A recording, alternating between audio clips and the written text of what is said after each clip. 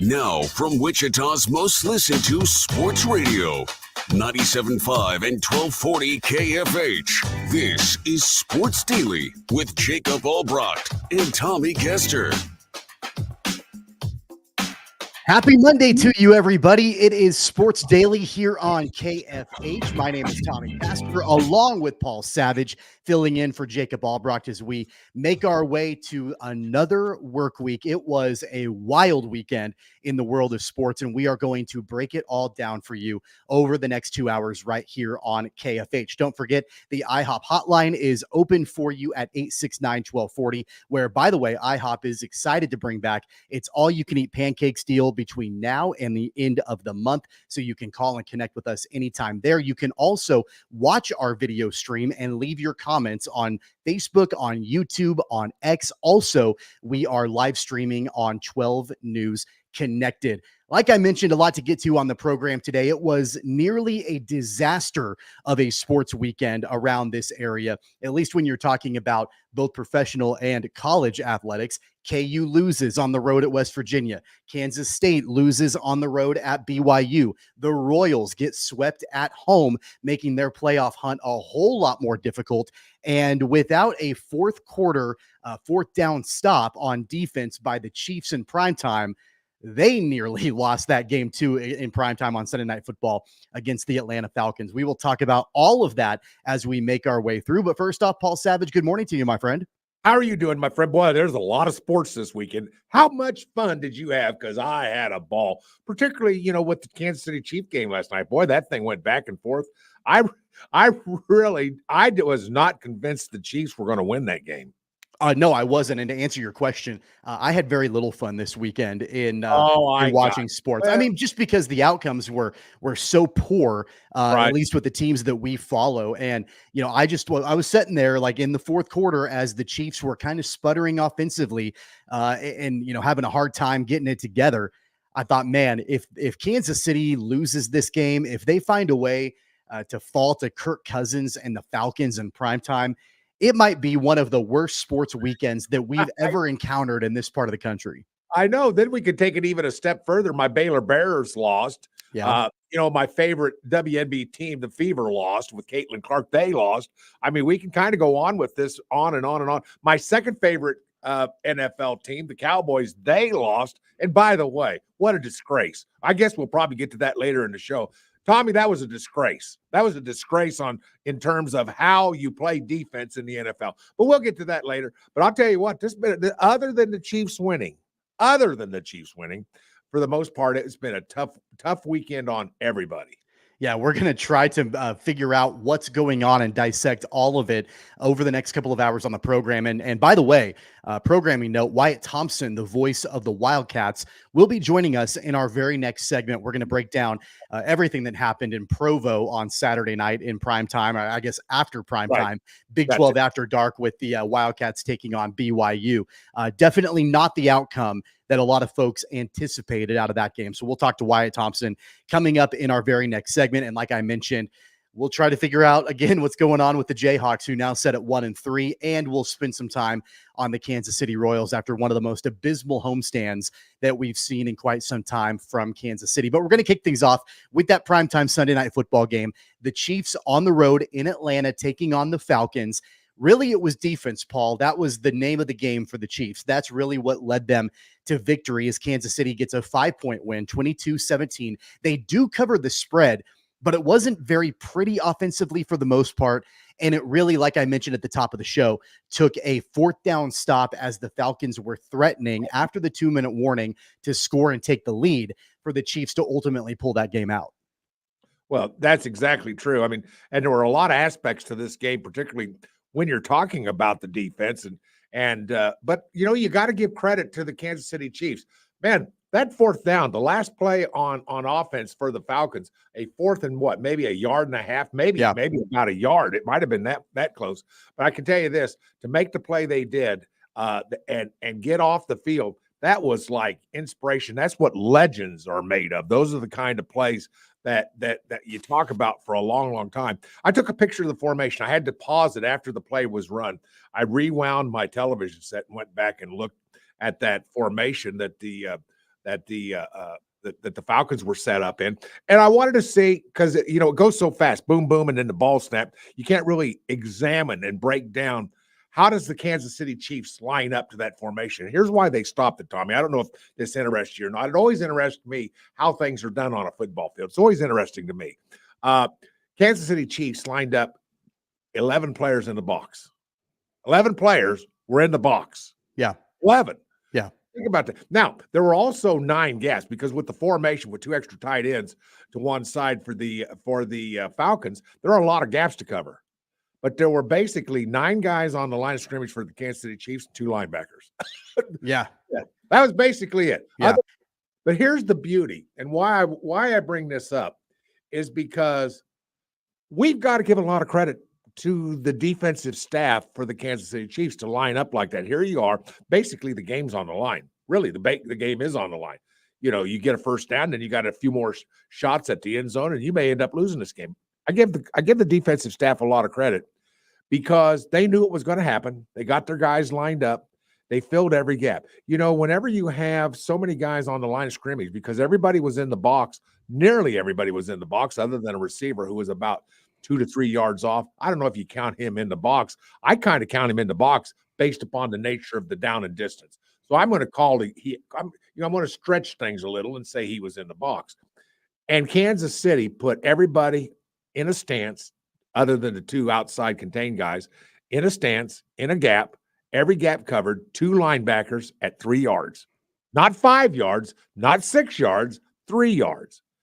And I break this down because every once in a while, you've got to take your hats off to a defensive staff who not only did they make the play, they made the play because the defensive coaches lined them up and gave them the ability to make the play. I don't know if that's even worth bringing up. I mean, it makes sense. Honestly, Paul, in real time, watching that final play, that defensive stop for Kansas City, my first thought, and of course, I'm not a football coach, but my first thought was, you've got 4th and a yard or 4th and inches or whatever it is. Whatever it was, right. And you're trying to kick out to the outside, like run the ball up the gut if you're the Falcons. But of course, if they've got all the gaps filled, Kansas City's defense, then that's going to be easier said than done. Now, like in retrospect, knowing that and going back, because I watched that too, like you did, I'm surprised that Kirk Cousins didn't check out of that and try to do something different. If you had a receiver that was just a couple of yards off the line of scrimmage, try to get it to him. If Kansas City's defense is getting everything stacked up in the box, then try to go over the top of that, because that could have had, quite a bit of success for the Falcons and ultimately won them the game. That's not what they did. And Kansas City's defense got, quite a bit of pressure in there, and they were able to, burst through. Nick Bolton and Leo Chenal had a great play on there. And remember, Paul, it wasn't an ideal defensive drive for Kansas City. I mean, the Falcons pushed the ball down the field. There were a couple of defensive penalties, including a pass interference call. There was a lot of things going on where I'm just thinking, and honestly, I posted this on social media in the moment. At one point, I thought, you know what? Just let the Falcons score. Let the Falcons score, save your timeouts, get the ball back. Because at that point, all you would need at minimum would be a field goal to tie the game and go to overtime. But I'm like, man, just let them score and get the ball back. Now, ultimately, they were able to get the stop and win the game, but it was pretty tense down the line. Yeah, I mean, that's kind of a weird way of looking. It kind of makes sense, but it's one of those things where, oh gosh, let them score. Gosh, that just goes against everything that you think of. But I get the point because strategically, that might make a lot of sense. And really, it could have made a lot of sense. Put the ball in the hand of Patrick Mahomes. Good things may happen. In fact, there's a good chance that good things will happen. So I get that point, and it's fascinating. But I also go back to coaching too, because you're kind of right. Something? Even if every gap is filled in a 4th and 1, if every gap is filled, you know what the mindset should be of an offense? We can get movement. Our bigs are better than their bigs. We're going to come off the ball. We're going to get underneath you. We're going to root you out, and we're going to get enough push that we can pick up 1 yard. Right. That is a mindset that great football teams have. And they knew. I mean, I think everybody in that entire arena, anybody watching on TV knew that there was no possible way that they were going to do any kind of sneak with Kirk Cousins with, the injuries that he sustained and all of that. Like, they're not going to sneak it with him. They're not going to do any kind of tush push. And so at that point, it became a little bit predictable, but I'm still thinking like, man, you don't think you could get half a yard by running it up the gut or even checking out of a play to, off tackle or whatever. Ultimately, it didn't work out for the Falcons. Right. And it's wild to me. And we're going to have a lot more about the Chiefs as the show goes on, especially in hour number 2. But it just is wild to me, Paul, thinking about the fact that the Chiefs are one of 5 teams remaining in the NFL that have a record of 3-0.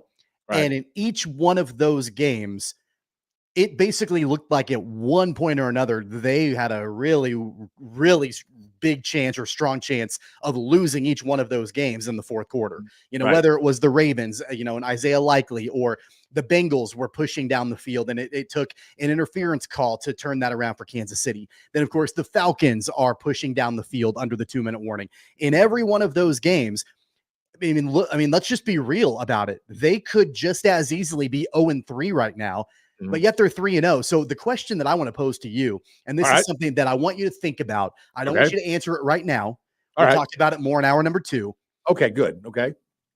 At the end of the day, does it matter how good they're playing, or does it ultimately just matter that they're 3-0? Because I would imagine if you go into that locker room right now and you talk to any one of those players, not a single one of them would say that to their standards, they feel like they've played a good, complete football game through 3 weeks. Right. You want that answer now? But they're 3-0. It's up to you. If you want to tease it, and then we can talk about it more, sure.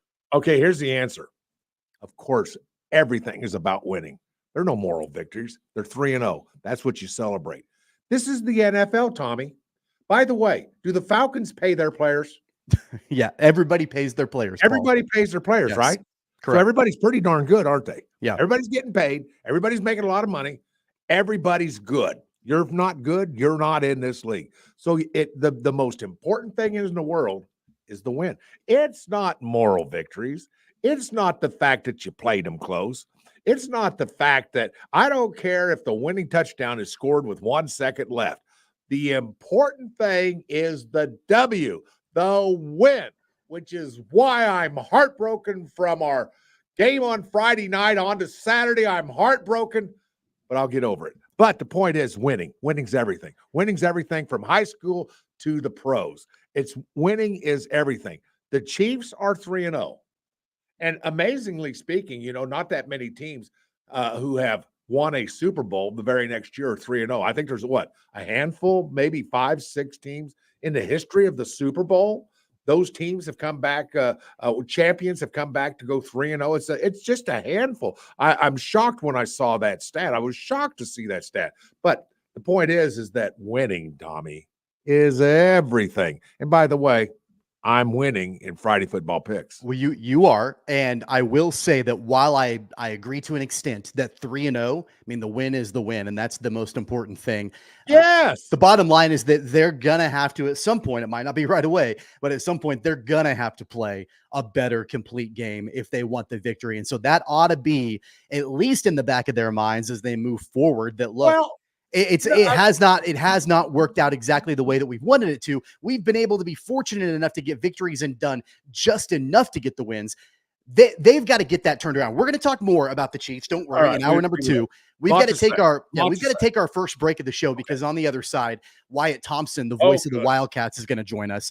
And so we want to get to him and talk about Kansas State and what in the world happened in Provo, Utah on Saturday night against BYU. So we will talk to Wyatt Thompson coming up on the other side of the break. More on the Chiefs. We'll talk about, is everything okay with Patrick Mahomes, and where has Travis Kelce been, and why can't the Chiefs score in the red zone? All of that coming up in hour number 2. But again, on the other side, Wyatt Thompson, the voice of the Wildcats, will join us. So stick around. We are just getting underway on a Monday. It's Sports Daily with Tommy Castor and Paul Savage, coming right back.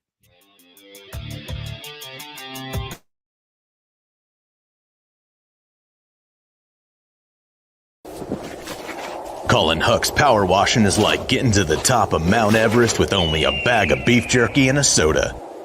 Hucks can conquer all residential or commercial exterior cleaning woes that you have, leaving you feeling like you're on top of the world. House washing, window cleaning, driveway washing, to even graffiti removal. Coming this fall, we'll offer professional holiday lights installation. We love muck and gunk. You don't. Let Hucks handle it. Call for a quote today. Right. Start your day with 12 News this morning. Get ready with Jake's accurate hour-by-hour forecast, so you'll know if you need a jacket when you walk out the door or an umbrella by lunch.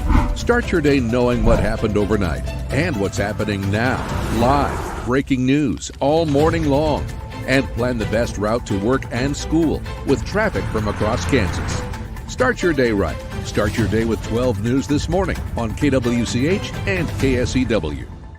Hey, Wichita, Jim Rome here, celebrating over 25 years as the #1 midday sports talk show on Wichita Radio. Find out why. Tune into The Jungle, weekdays 11 until 2 on 97.5 and 1240 KFH.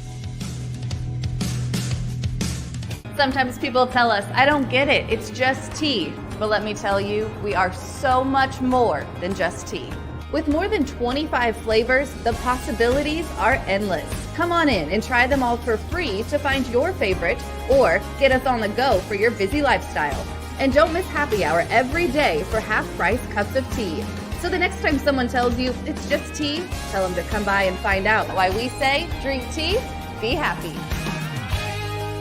Clouds are not just the canvas of our imagination. They tell a story. Clouds affect the events of your day.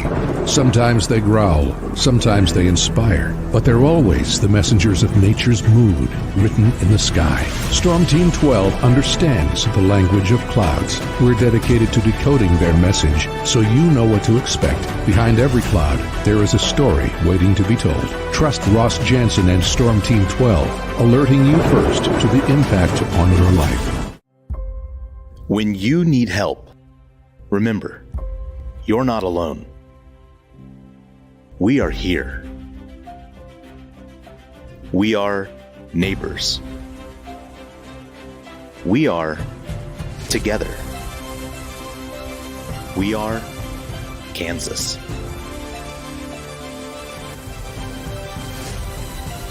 We are 12 News.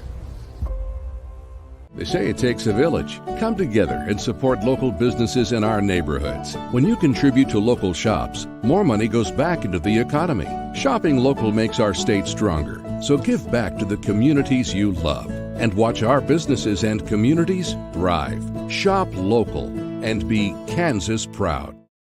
At 12 News, we know you're busy, which is why we're here whenever you need us. Anytime, any screen. With live breaking news. Critically hurt after an apartment. Storm Team 12 forecast. Snowing for many miles. And the stories you don't want to miss. The scene's still very active. Just search KWCH 12 News wherever you stream and catch up on the latest news of the day. All for free and on your schedule, hopefully making your day a little bit easier. And did I mention the Storm Team 12 forecast? 12 News whenever you want. Sometimes people tell us, I don't get it, it's just tea. But let me tell you, we are so much more than just tea. With more than 25 flavors, the possibilities are endless. Come on in and try them all for free to find your favorite or get us on the go for your busy lifestyle. And don't miss happy hour every day for half-price cups of tea. So the next time someone tells you it's just tea, tell them to come by and find out why we say, drink tea, be happy. Determining fact from fiction. That's our full-time job. You need to have someone give you the whole story from every side. To help you when no one else is listening. You need someone to put you first. That's what we do. We bring you the facts first. When you need it. Wherever you are. 12 News. Facts first.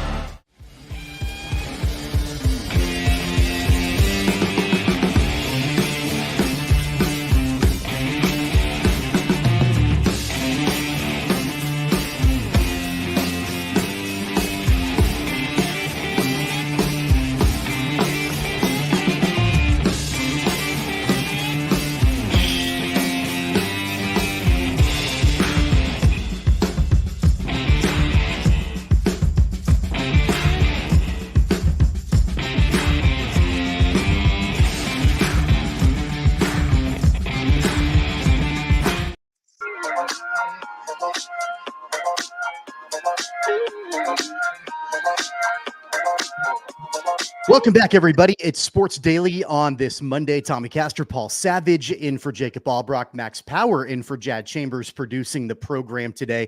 We're joined by the voice of the Wildcats now, Wyatt Thompson, here on Sports Daily, as we are every Monday on the program.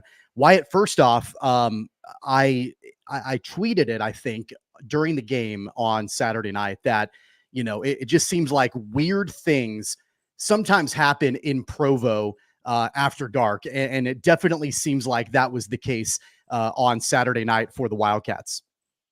That's well said. I don't know that I've ever seen a game in all of the years that I've done this change so rapidly in what seemed to be seconds. You can go and say and be right that, hey, you got to score touchdowns there when K-State kicked the 2 field goals, and that's absolutely true.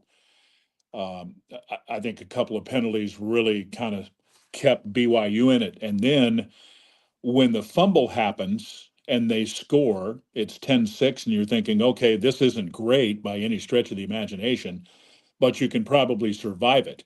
How will K-State look at that scenario? Will they be aggressive in the rest of the half and try to go score? Will they kind of just, okay, let's get to halftime. We're right where we need to be, down 10-6, and the next thing you know, you have an odd play and a pick, and then a touchdown pass, and in a blink of an eye, it's 17-6, and they never really recovered. It kind of got worse as they went into the third quarter. And as Coach Kleiman told us after the game, hey, second half, really from the last 2 minutes of the first half through the rest of the game, they did nothing well. Offense, defense, special teams, absolutely nothing. Crazy, wild thing. Yeah, it was wild, Wyatt, that, it was the first time in almost 5 years that the Wildcats did not score a touchdown in a game. And it certainly seemed like things just snowballed out of control. I think everybody thought that, BYU would be competitive at home in that environment, and the fact that they were going into that game 3-0. I don't think a lot of people had paid close attention to BYU nationally at that point. I thought it would be competitive. I don't think anybody had the thought in their mind that it would end up the way that it did. Well, I think it's pretty obvious that they're better than they were a year ago. And sometimes that happens and you don't really see it. Let me explain what I mean by that. If you go back to the end of last year, they lost their last 5. Jake Retzloff, their quarterback, was the starter in 4 of those games. So you're going into this season with the perception that, same old Jake Retzloff. But that's really not true. I'm not going to try to sit here and convince everybody that the guy's an All-American, but he's a lot better football player than I think most people understand. And he isn't just a game manager. He really creates some issues with the quarterback run. He can roll out and throw the football. They have just enough around him, I think, and they're just better. Then you throw into the mix there too. I'm just being honest. Their defense is darn good. They're big, they're strong, they're physical. We talked about this last week that K-State was probably going to have some challenges, attacking them. Now, with that said, K-State ran the ball enough and probably well enough to win the game. But, the pass game wasn't good enough. The mistakes were clearly a big thing. And you look up and it's 38-9 and you shake your head and go, wow, this is nuts. Well, Wyatt, by the way, it's good to talk to you again. I always enjoy talking to you, Wyatt. It's always a lot of fun. But here's the observation. I'm just going to make a general observation, and you probably kind of touched on it in your own way already. But, you look at the totals in this particular game, K-State had twice the offensive yards of BYU, and lost by the margin that they lost of. The average person would look at the box score and say, well, if you didn't know what the score was, you'd look at the total yardage and you'd go, well, K-State probably won by 2 touchdowns would be my guess. It would be my guess if I didn't know better.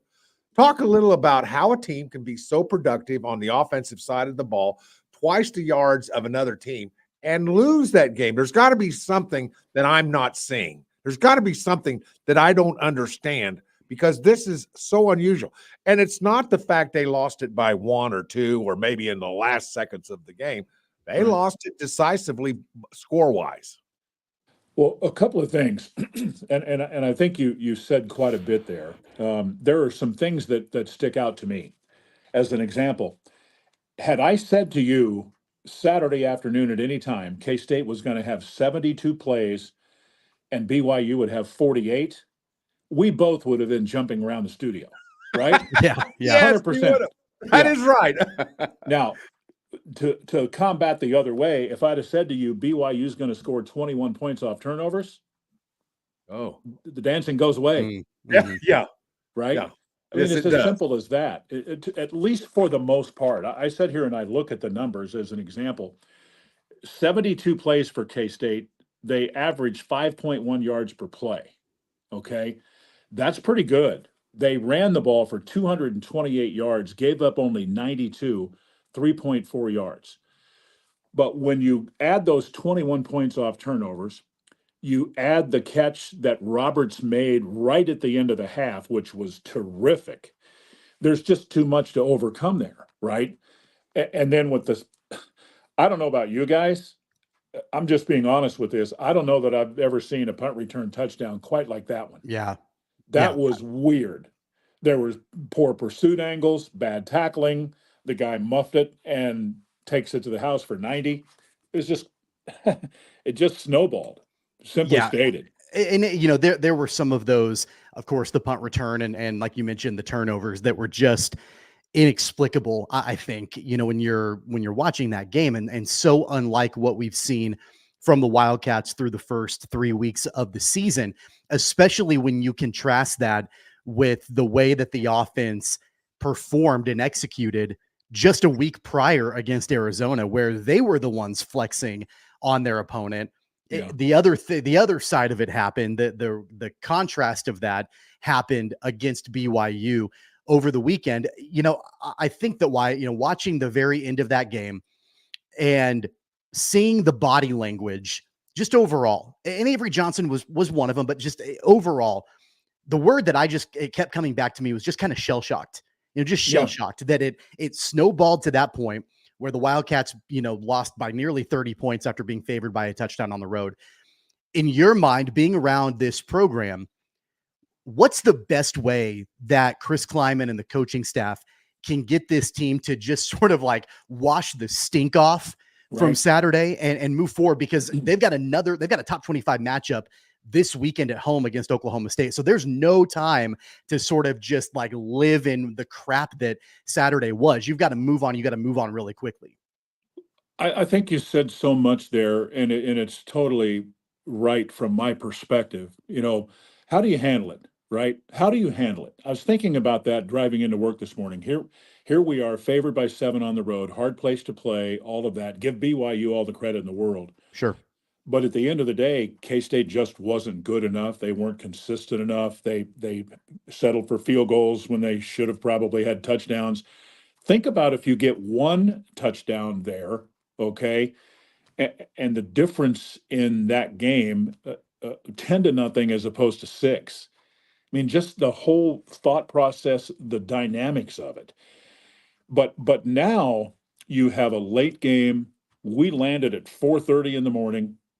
So it's going to make sense that they're going to make us play at 11 o'clock this week, right? Sure. Right. Yeah, right. But that's, what the old sports cliche is. Excuses are for losers, right? You got to get ready to go. And this Oklahoma State team, remember a year ago when we went down there and they had just gotten beat by South Alabama and they were awful and blah, blah, blah, blah, blah. And I kept saying all week, don't buy into that now. They're going to be ready to go.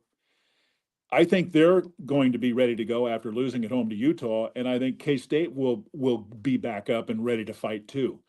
So there are 100 reasons why I think this is a monster game coming up this weekend, but that's part of the reason why. These teams have been consistent winners in this league and have for quite a while. And when they're challenged, they usually respond. I'm expecting both to do that again. We'll see. Right. I guess we got to bring this conversation around to Avery Johnson. Yes. Some might say he's not performing to where everybody thought he would be. I think he's probably on a journey of learning how to be a college quarterback. That's kind of what I would say at this point. I could be wrong. But where are you at with Avery Johnson? Where do you think he is in terms of his upside still? And he's not there yet on his learning curve, on the progression. Is he performing where you thought he would be at this point? What's your take on Avery Johnson, Wyatt, at this point? Perfectly good and fair question, right? I think all of us are asking, where is he really? And I think it would be fair to say, if you said that he's done a really pretty solid job so far, would he like a couple of throws back? Like as an example, let's go back to the throw late in the first half that Batty picked. I've looked at that thing 15 times and I still can't figure out what they were trying to do or what he saw or didn't see or what have you. We've got Coach Kleiman later today. Maybe he can explain it, or Avery when he comes in too. But I guess I'm rambling a bit to say I was expecting some ups and downs. Okay. The kid is uber talented, right? He handles most things as well as you can possibly do where you're at in the process of all of it. But you can't get by the fact that he still is gaining experience. And this was the first time, right? The first time in his life at this level that he's thrown 2 interceptions in a game. Kind of like what we said before with the team, how are they going to respond? I think Avery is really tough-minded. And I think he's, to a degree, a perfectionist. And I think he probably was the first guy in the film room when we got back, if I'm being honest. He's going to be fine. But I do think that for all of us, you two, me, the entire fan base, the expectations were really, really high. And I get it. Off the charts talent. But you also have to have just a skosh of patience and let the guy grow into this. There's very few. Hey, Arch Manning, how many picks did he throw Saturday against Louisiana Monroe? 2. Yeah. It is what it is. That's right, he did. Yeah. Talking to Wyatt Thompson, the voice of the Wildcats here on Sports Daily. You mentioned the word expectations, Wyatt, and let's start with Kansas State expectations as a whole for the season. And I also want to talk Big 12 here in just a moment, but for the Wildcats specifically, it's the conference opener for Kansas State on the road. They now set 0-1 in the conference. Doesn't mean by any stretch of the imagination that they're out of anything at this point. But when you do start your conference season 0-1, it makes that margin of error go down, quite a bit. And so you're going to have to play, pretty flawless football here moving forward in a Big 12 where it just looks like it's going to be a massacre and there are going to be teams beating up on each other week after week after week. So as far as expectations are concerned for the Wildcats, I would assume that really nothing changes even after the game on Saturday. Am I correct in assuming that? Tommy, I think you're right on it. You can't let it change. There's too much football to be played. K-State, this is astonishing to me, but it's true. In the history of the league, they've been on the road to start league play like 23 out of 29 times. Wow. And haven't really done all that well in some of those games. And if you think about the history of the league, okay, going back to 96, okay, they won the championship in 2003 and 2012 and in 2022. That's not all bad, right? There's a long way to go. It's easy for me to sit here and say, and I think it is true, that Utah winning in Stillwater with what they have remaining probably means that they are really going to be in the championship hunt, right? They won that game in Stillwater with their backup quarterback. Yeah. Now, with that said, what about everybody else? You could say Iowa State, right? They haven't necessarily had any issues yet. Will they? Probably. Everybody else, other than maybe BYU, but BYU's got a hard road too. They still have to play at Utah and a lot of places. So, there have been people that have said that this Big 12 championship game could match teams with 2 conference losses. And I don't think that's I don't think that's saying it too wildly.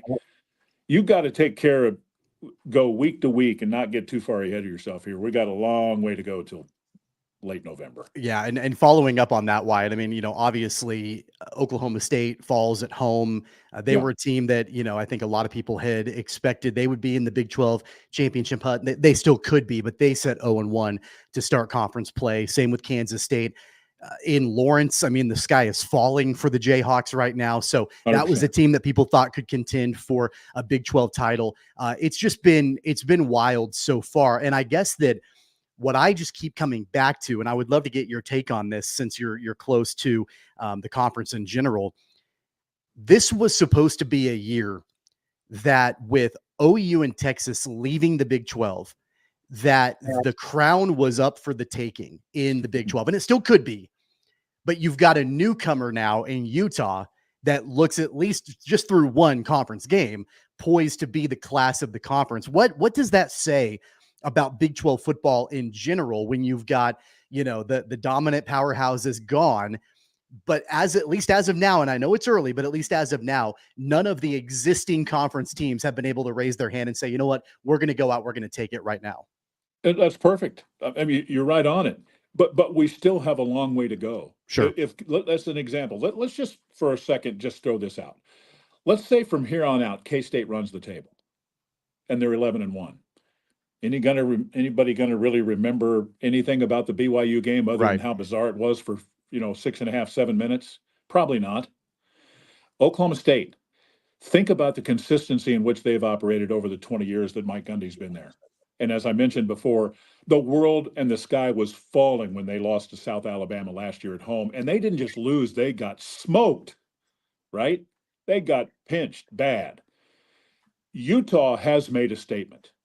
What I would say about everybody else is, and again, we're talking about KU, K-State, Iowa State, West Virginia, all of these teams that have been in the league trying to become that next team that's right at the top of the league. Is there going to be anybody that is, you said Oklahoma and Texas, and I get it, but Oklahoma was the more dominant of the two. I don't know if I'm being honest, I think Texas is probably better than Oklahoma right now, right? But over the last decade, you'd have to say Oklahoma's been the better team.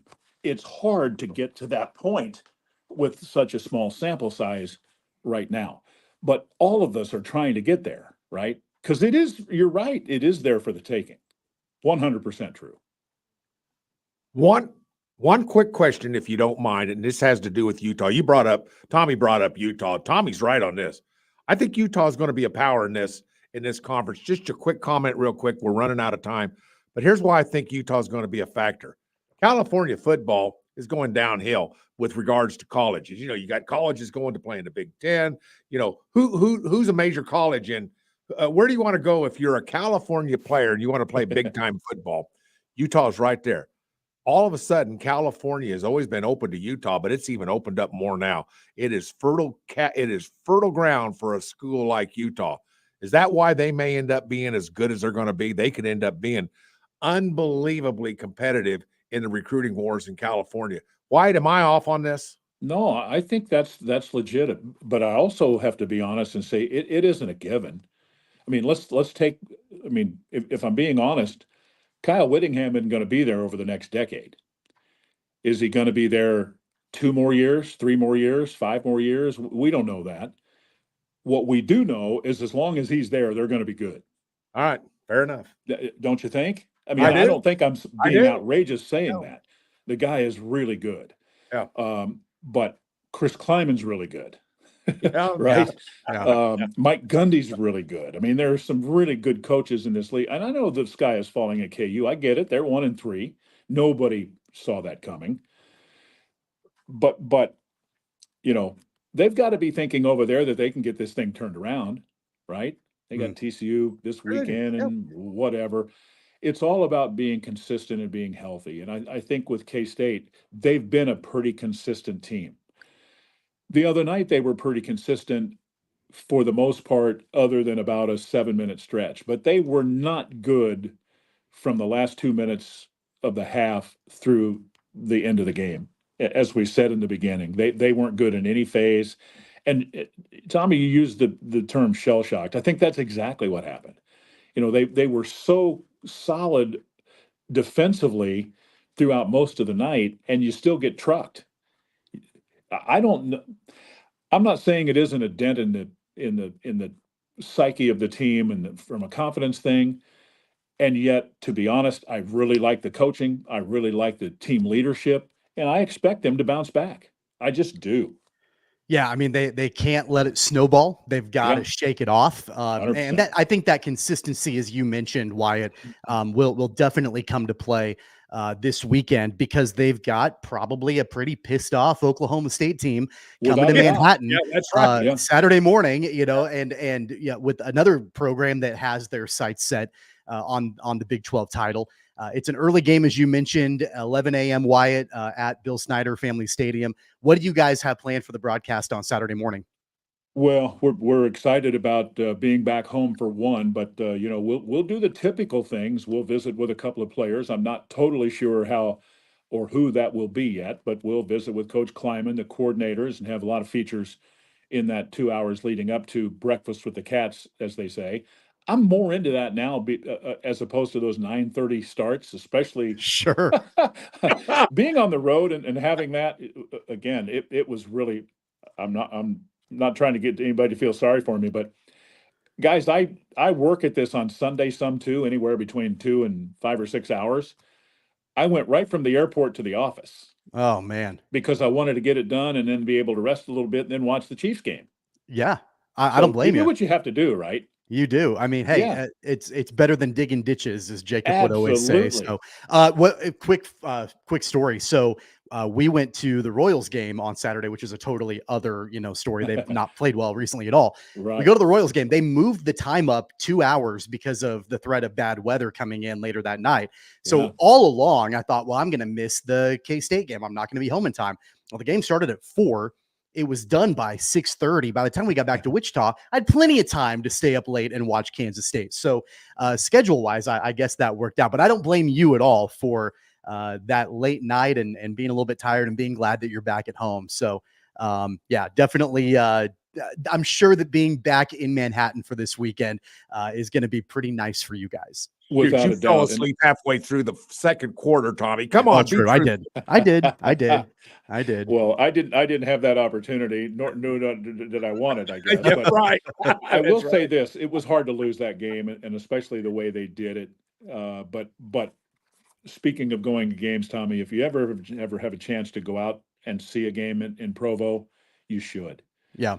It is a picturesque setting. Their people are really, really first rate. And I, everybody's talking about Utah right now, and I get it, but they're going to be a player too. This league is going to be tough, like always. That's right. Yep, no doubt about it. Just what it is. For sure. We're looking forward to Saturday morning as the Wildcats take on Oklahoma State. Of course, you can hear Wyatt and all the coverage right here on KFH, and hopefully we'll have a more positive discussion next Monday here on the program. Wyatt, we appreciate it as always. Okay, can I say one more thing in about 15 seconds? Yep, absolutely. I just want you guys to know that Rhonda Kleiman was listening to KFH. Good. She was there to see her son play and was driving back to Manhattan. So she at least caught some of the KFH part of the broadcast. So all right. Thank you for being an affiliate. For sure. We love that. There goes. We'll talk to you next week, Wyatt. You got it, guys. Have a great call on Saturday. Yep. There goes Wyatt Thompson, the voice of the Wildcats here on Sports Daily. And like I mentioned, you'll be able to catch all of that coverage right here on KFH. We're going to step aside for a timeout. On the other side, a quick chat about KU, and we'll have more on that in hour 2. And then we'll get back into the Chiefs and the Royals. A lot to get to on this Reaction Monday. So don't go anywhere. We'll be right back on the other side. It's Sports Daily on KFH.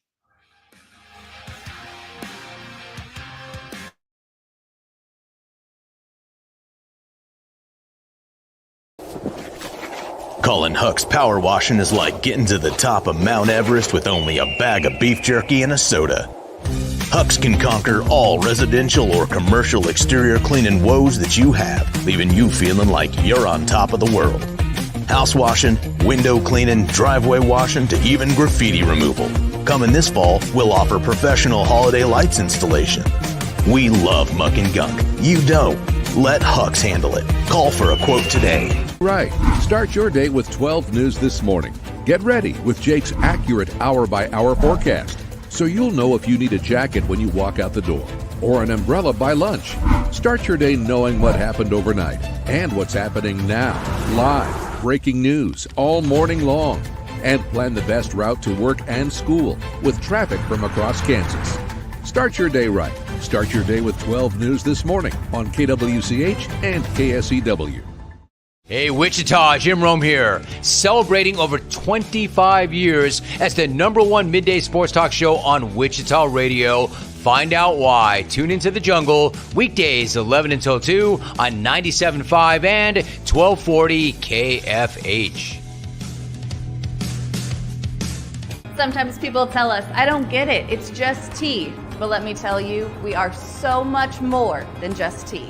With more than 25 flavors, the possibilities are endless. Come on in and try them all for free to find your favorite or get us on the go for your busy lifestyle. And don't miss happy hour every day for half-price cups of tea.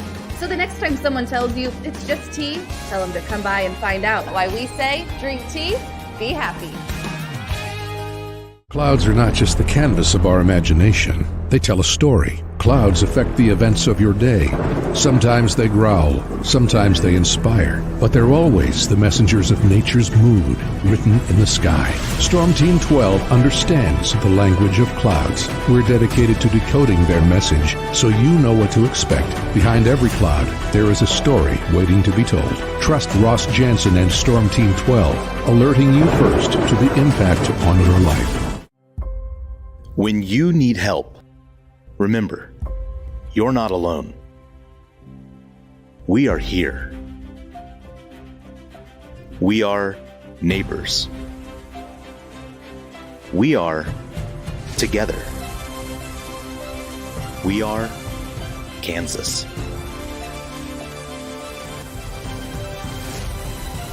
We are 12 News. They say it takes a village. Come together and support local businesses in our neighborhoods. When you contribute to local shops, more money goes back into the economy. Shopping local makes our state stronger. So give back to the communities you love and watch our businesses and communities thrive. Shop local and be Kansas proud. At 12 News, we know you're busy, which is why we're here whenever you need us. Anytime, any screen. With live breaking news. Critically hurt after an apartment. Storm Team 12 forecast. Snowing for many miles. And the stories you don't want to miss. The scene's still very active. Just right search KWCH 12 News wherever you stream and catch up on the latest news of the day. All for free and on your schedule, hopefully making your day a little bit easier. And did I mention the Storm Team 12 forecast? 12 News whenever you want. Sometimes people tell us, I don't get it, it's just tea. But let me tell you, we are so much more than just tea. With more than 25 flavors, the possibilities are endless. Come on in and try them all for free to find your favorite or get us on the go for your busy lifestyle. And don't miss happy hour every day for half-price cups of tea. So the next Are over. Yo, I haven't got all day. 869-1240. Time to get busy. This is Sports Daily on KFH.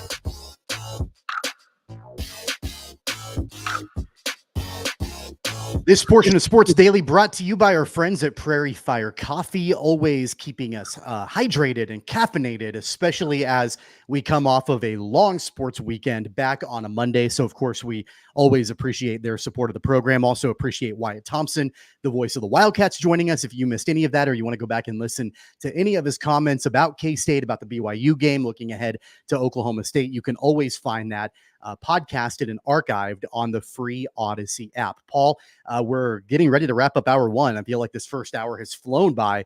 Still a lot to talk about in hour two, and we'll probably carry this conversation on after the top of the hour. Right. The Jayhawks, on the flip side, they go to West Virginia, to Morgantown on Saturday morning. And it was a weird game because of weather delays, and they didn't ultimately get to finish the game until late afternoon after an 11 a.m. Central Time kickoff. It was weird and wild, and the Jayhawks carried the lead for a good portion of the game. Ultimately, West Virginia gets a 4-point win. What's weird, Paul, is that, of course, KU sits at 1-3 right now.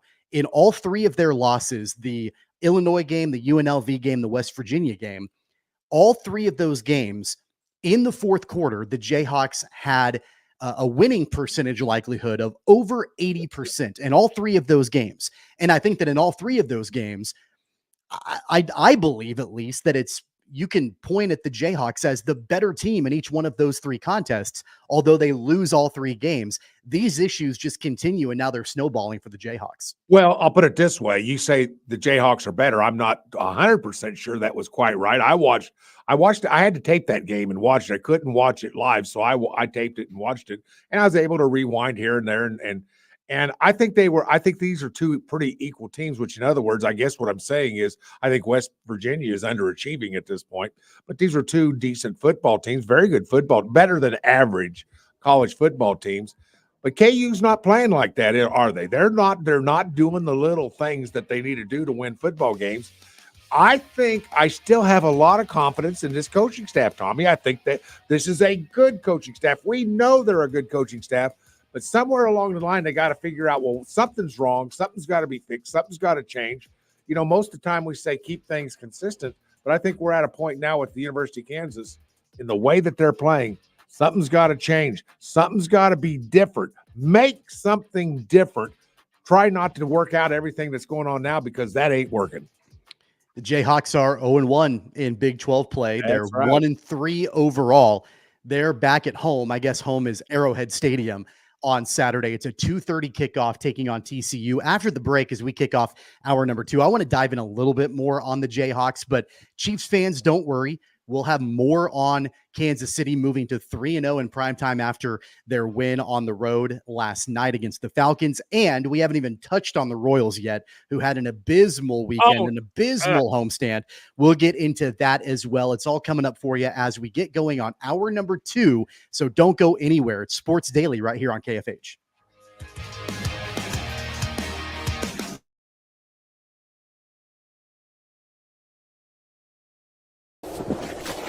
Colin Huck's power washing is like getting to the top of Mount Everest with only a bag of beef jerky and a soda. Huck's can conquer all residential or commercial exterior cleaning woes that you have, leaving you feeling like you're on top of the world. House washing, window cleaning, driveway washing, to even graffiti removal. Coming this fall, we'll offer professional holiday lights installation. We love muck and gunk. You don't. Let Huck's handle it. Call for a quote today. Right. Start your day with 12 News this morning. Get ready with Jake's accurate hour-by-hour forecast, so you'll know if you need a jacket when you walk out the door or an umbrella by lunch. Start your day knowing what happened overnight and what's happening now. Live, breaking news all morning long. And plan the best route to work and school with traffic from across Kansas. Start your day right. Start your day with 12 News this morning on KWCH and KSEW. Hey, Wichita, Jim Rome here, celebrating over 25 years as the #1 midday sports talk show on Wichita Radio. Find out why. Tune into The Jungle, weekdays 11 until 2 on 97.5 and 1240 KFH. Sometimes people tell us, I don't get it, it's just tea. But let me tell you, we are so much more than just tea. With more than 25 flavors, the possibilities are endless. Come on in and try them all for free to find your favorite or get us on the go for your busy lifestyle. And don't miss happy hour every day for half-price cups of tea. So the next time someone tells you it's just tea, tell them to come by and find out why we say drink tea, be happy. Clouds are not just the canvas of our imagination. They tell a story. Clouds affect the events of your day. Sometimes they growl, sometimes they inspire, but they're always the messengers of nature's mood written in the sky. Storm Team 12 understands the language of clouds. We're dedicated to decoding their message so you know what to expect. Behind every cloud, there is a story waiting to be told. Trust Ross Jansen and Storm Team 12, alerting you first to the impact on your life. When you need help, remember, you're not alone. We are here. We are neighbors. We are together. We are Kansas.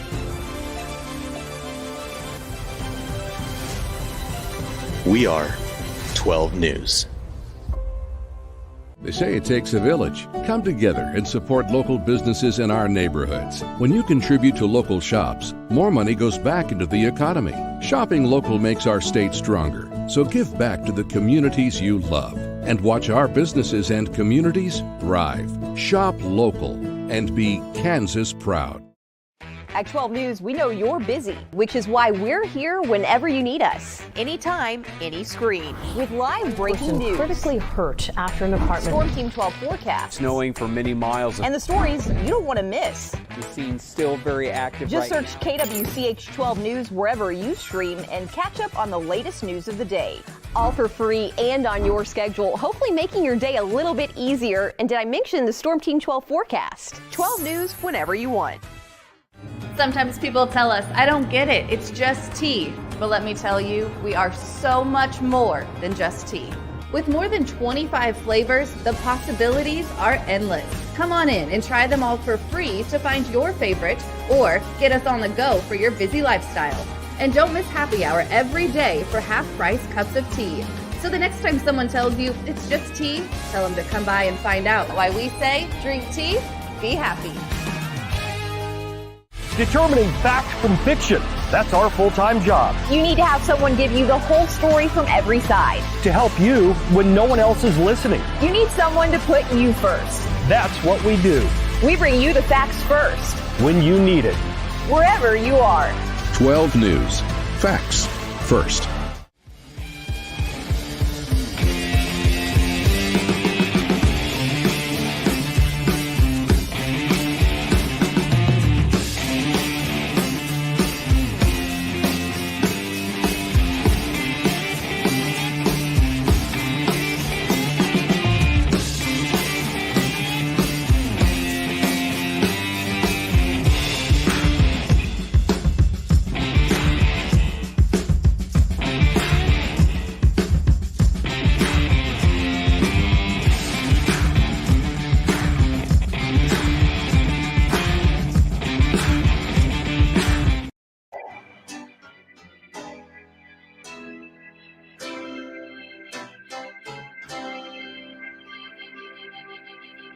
Now, from Wichita's most listened to sports radio, 97.5 and 1240 KFH. This is Sports Daily with Jacob Albrecht and Tommy Kester.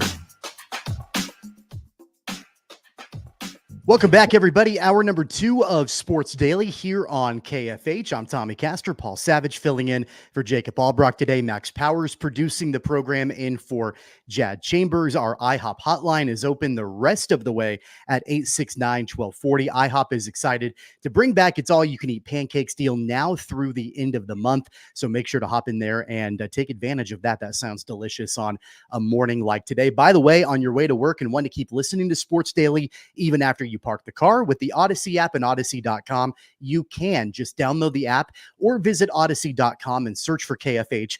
Download the Odyssey app today to get started. Paul, it was a whirlwind hour number 1 on this Reaction Monday as we discuss what happened with the Chiefs in primetime. We'll get more into that later on in the hour. We talked with Wyatt Thompson, the voice of the Wildcats, about the debacle in Provo on Saturday night as the Wildcats lose 38-9 against BYU.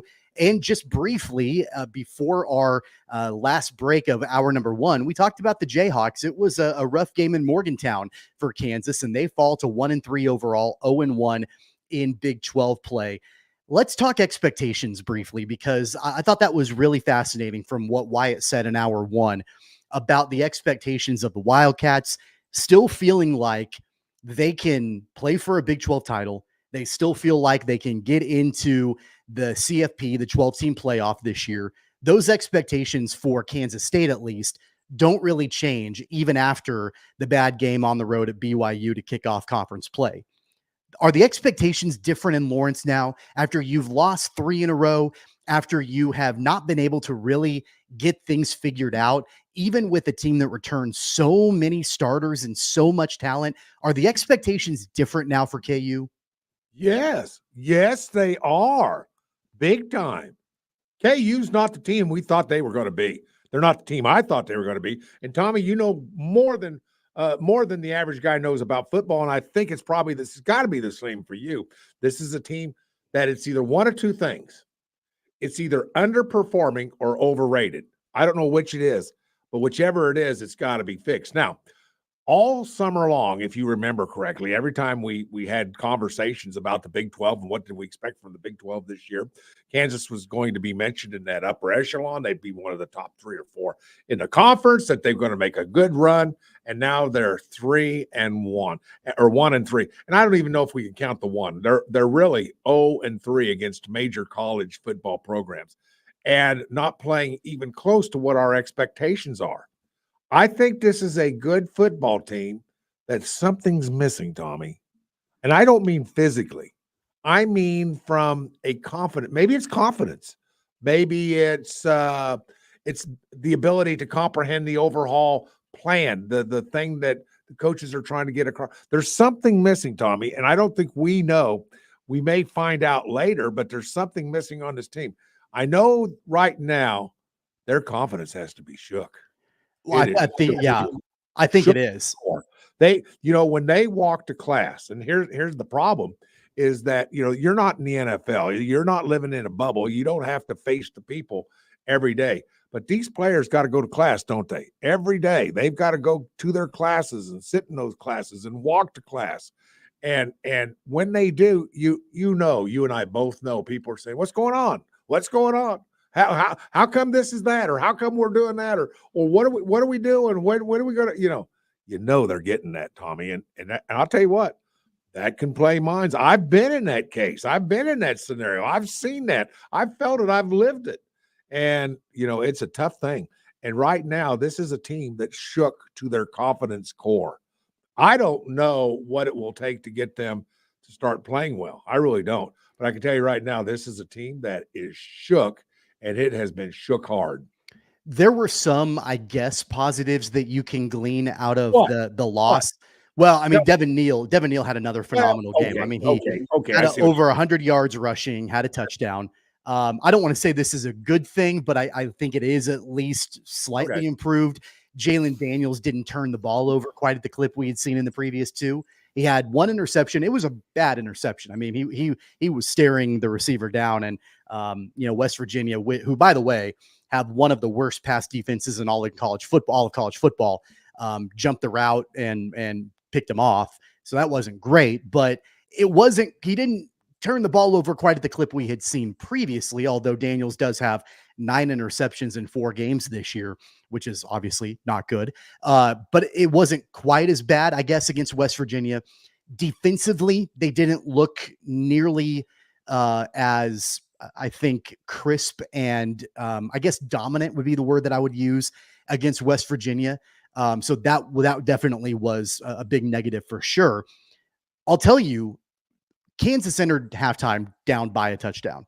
They come out of halftime and they put together a couple of offensive drives in the third quarter that, to me at least, Paul, looked like the best offensive drives we had seen all season long. Daniels was able to hook up with Luke Grimm.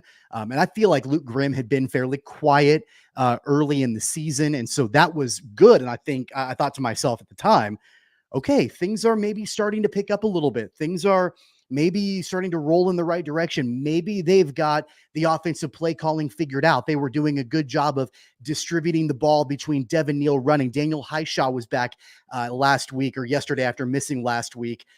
So I thought that was good as well. And I'm like, okay, maybe the offense has finally gotten things figured out. Then the weather delay happened. Then they come back and promptly lose the game to West Virginia. So I think it's a combination of a lot of different things. I'll tell you one thing that that you're not gonna be able to ignore, because it's all over social media and it continues even after the game against West Virginia. It continues, this call of benching Jalen Daniels, this call of moving him to the bench, bringing in Cole Ballard to see what the backup has to offer for Kansas. And that's been a topic of discussion all the way back to the Illinois game. Frankly, it's just continued. It's amplified. Are you any closer to that on your end, on thinking that the Jayhawks need to see what maybe they have in Cole Ballard and move away from Jalen Daniels? That's a great question. I would rather defer to you, Tommy, on this particular question. What do you think? I mean, you've That might be actually the very said- first time anybody has ever deferred to me on this program. No, So I am. I'm appreciate that. deferring to you on this because you've been there. You've been in a stadium. You understand. You have a perception of this football team and the fans that go to games. You're sitting around them. You know what they're saying. You hear the murmurs in the stadium. You have a feel for this. I defer to you, my friend. I would rather know what you think because you hear people making comments about Jalen Daniels. 100%.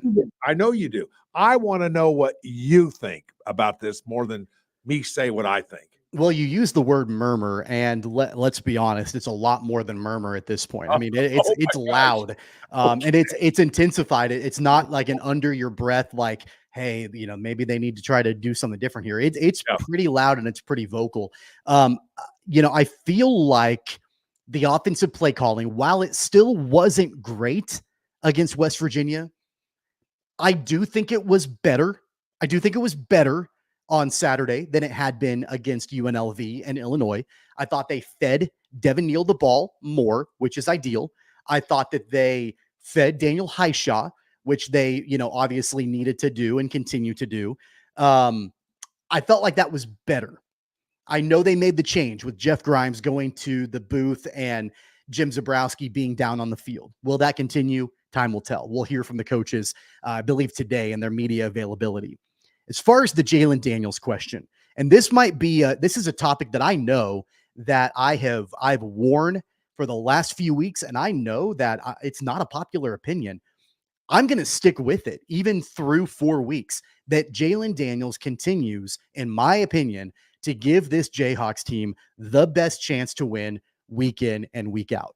In fact, as I go through the entire top to bottom of this West Virginia game, Jalen Daniels didn't give up 32 points. The Kansas defense did, right? Jalen Daniels did throw a pick, right, against a really bad pass defense. He kind of had middle of the road numbers when it should have been a defense that, he absolutely picked apart and other quarterbacks have picked apart. So that's not ideal. But just the dual threat of Daniels, what he's done over the course of his career, is he as good as he was 2 years ago? Absolutely not. Is he still working the kinks out from being out for over a year? Absolutely he is. But I still think he gives this team the best chance to win. And I still think that without him, if they go in a different direction, at that point, I think you kiss any kind of postseason hopes goodbye. Yeah, I'm afraid that might just be really accurate. Hey, we have David on the line, Tommy. David has a comment about KU basketball. David, welcome to Sports Daily. Hi. No, it's about football. Okay, good. Oh, I'm sorry. What's up, David? You kind of hit on two. I have 2 points.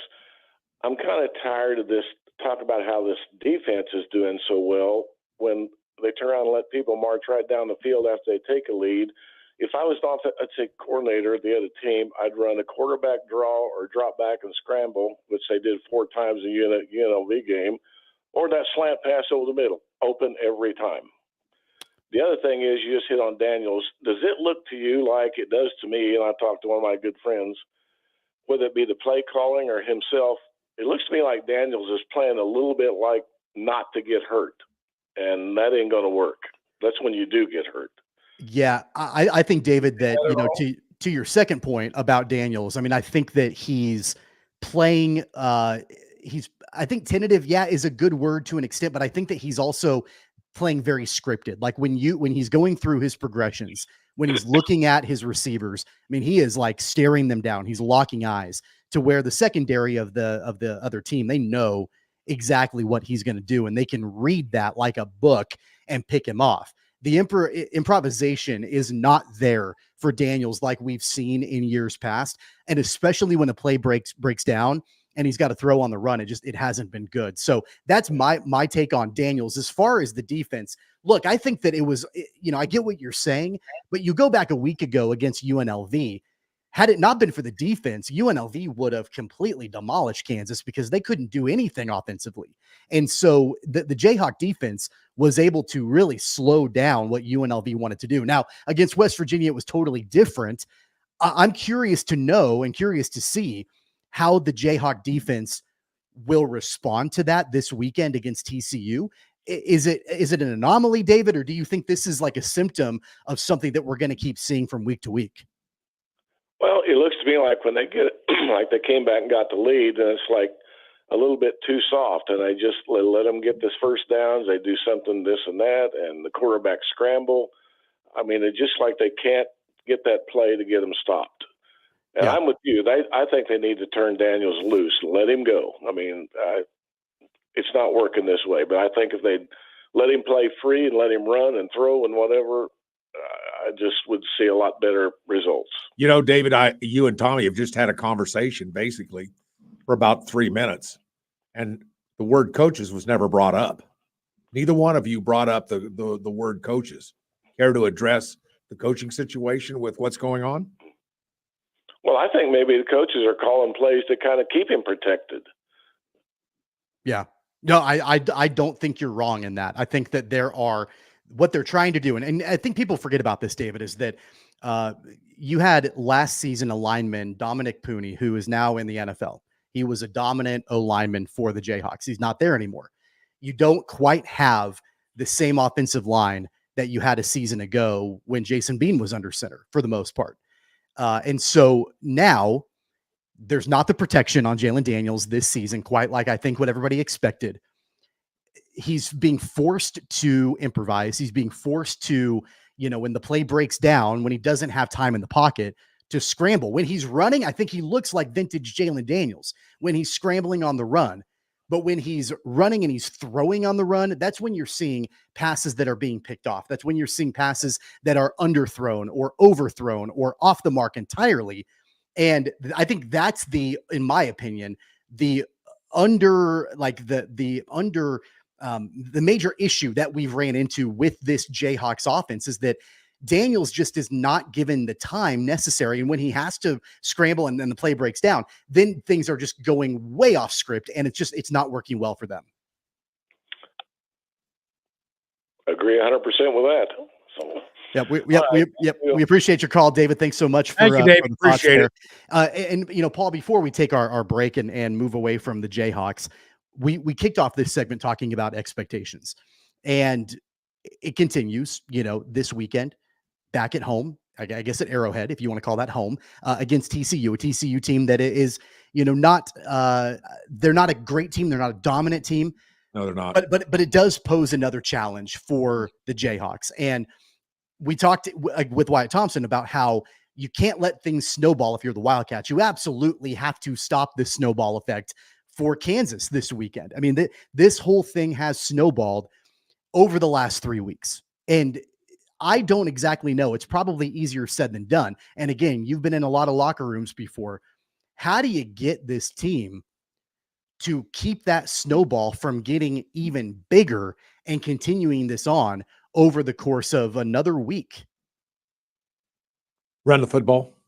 You can run the football. Devin Neely is a player that you can actually use as a workhorse. What are you going to do? And I'm talking about the actual game. How do you make yourself successful? Run the football. No interceptions. Sure, you take away some of the dynamics of a great quarterback. And I get that. And a lot of people want to see a quarterback out in space. They create a lot of things. But obviously, if we think this coaching staff is going to protect their quarterback, then so be it. I get it. I understand that. But what are you going to do? The best thing that I can think you do is go out and be dominant and run the football. And against TCU, you might be able to do that. Listen, 2 out of the next 3 games are very, very, very winnable. You've got TCU coming up. Their big win is Stanford. Stanford's not very good. And so I think that this is going to be a team that KU can beat. Then you got Arizona State, but then you got Houston. Houston stinks. Houston's horrible. You're gonna be able to get well with Houston.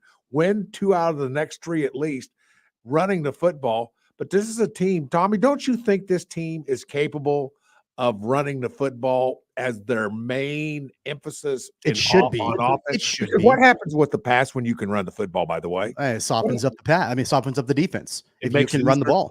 Yeah. And so I'm trying to give you a practical thing. I don't want to be philosophical. It's, we got to get into the players' heads, and just like I get into Max's head all the time here in the studio. But you've got to be able to show this team that they can be physical, that they can do what they need to do. I gear this thing up and I'm running the football. I'm running the football the bulk of the time, and then I'm going to set up key passes. I'm going to put my quarterback out into space. I'm going to create that way. And I'm going to run simple routes. I'm going to run shallow crossers. I'm going to get the ball into some receivers' hands that can make plays. That's what I do, but it all comes off of running the football. Tommy, I think this team is capable of running the football for 200 yards, 250 yards per game. They're a good football team when it comes to running the football. I think you got to give that the case. That's my logical way of creating an atmosphere that KU can get back on track. Other than that, then I'm a little lost as what to do at that point. Yeah. Look, I'm a Lance Leipold believer. I think he's a really good coach. I think he's a really good motivator. That's clearly right. He's done phenomenal things with this program ahead of schedule, in a short period of time, really gotten things turned around big time for the Jayhawks.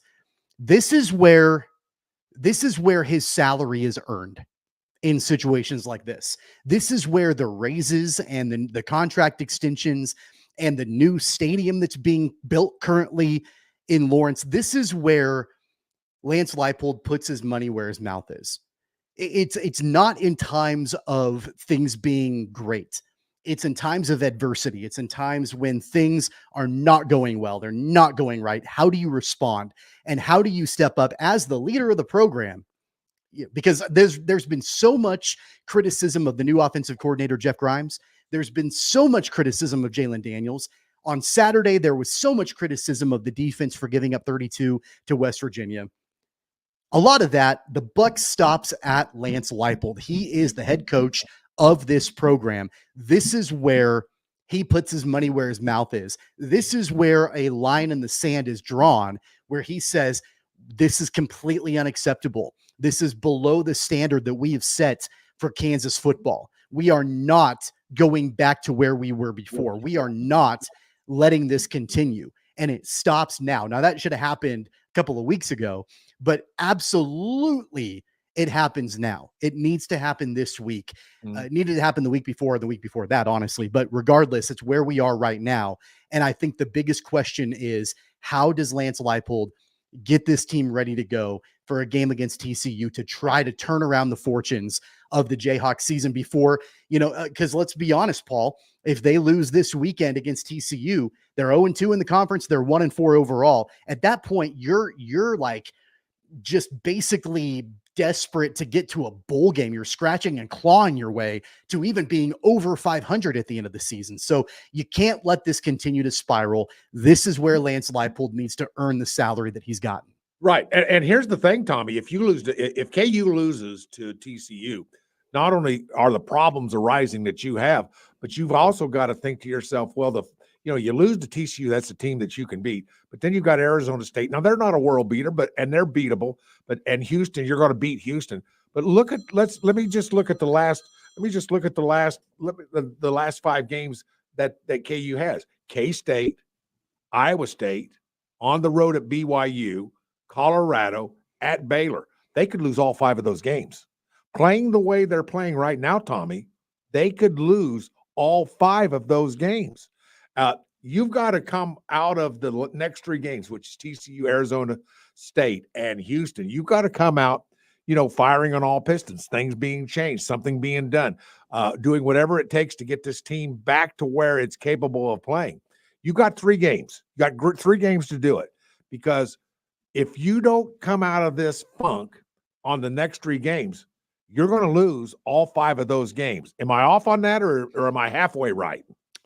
I think that if they continue to execute in the way that they have over the last 3 weeks, then I'm not sure that I'm convinced that they can win any of their remaining Big 12 games.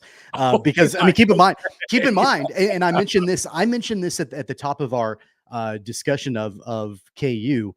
In all 3 of their losses in the last 3 weeks, they've been favored. The win expectancy percentage has been over 80% in the fourth quarter in all 3 of those games, and they've lost all 3 of them. I mean, the odds of that are astronomical.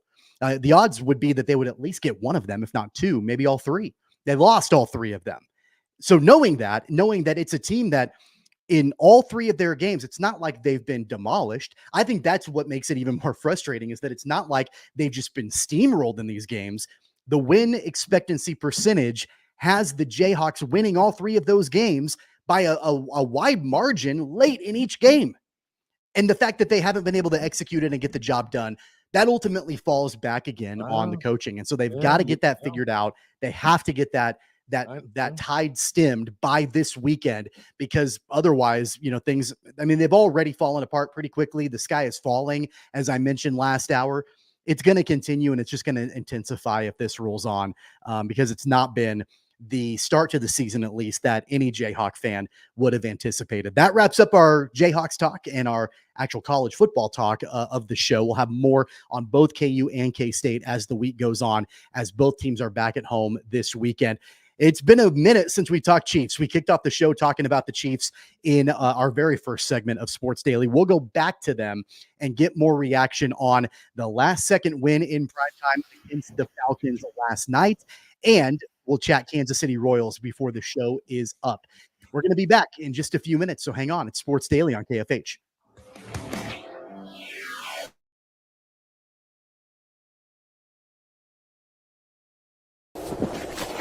Colin Huck's power washing is like getting to the top of Mount Everest with only a bag of beef jerky and a soda. Huck's can conquer all residential or commercial exterior cleaning woes that you have, leaving you feeling like you're on top of the world. House washing, window cleaning, driveway washing, to even graffiti removal. Coming this fall, we'll offer professional holiday lights installation. We love muck and gunk. You don't.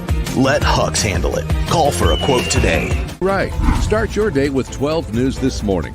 Get ready with Jake's accurate hour-by-hour forecast, so you'll know if you need a jacket when you walk out the door, or an umbrella by lunch. Start your day knowing what happened overnight and what's happening now. Live, breaking news all morning long. And plan the best route to work and school with traffic from across Kansas. Start your day right. Start your day with 12 News this morning on KWCH and KSEW. Hey, Wichita, Jim Rome here, celebrating over 25 years as the #1 midday sports talk show on Wichita Radio. Find out why. Tune into The Jungle, weekdays 11 until 2 on 97.5 and 1240 KFH. Sometimes people tell us, I don't get it, it's just tea. But let me tell you, we are so much more than just tea. With more than 25 flavors, the possibilities are endless. Come on in and try them all for free to find your favorite, or get us on the go for your busy lifestyle. And don't miss happy hour every day for half-price cups of tea. So the next time someone tells you it's just tea, tell them to come by and find out why we say, drink tea, be happy. Clouds are not just the canvas of our imagination. They tell a story. Clouds affect the events of your day.